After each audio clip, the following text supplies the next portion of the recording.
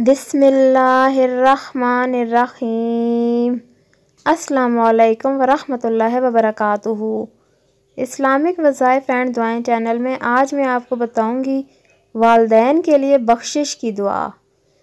हज़रत अबू हुरैरा रज़ी अल्लाह ताला अन्हो से रिवायत है कि रसूल अल्लाह सल्लल्लाहु अलैहि वसल्लम ने इरशाद फरमाया कि एक आदमी का अल्लाह ताला जन्नत में एक दर्जा बुलंद करता है तो वो पूछता है कि ए अल्लाह, मुझे ये दर्जा क्यों मिला?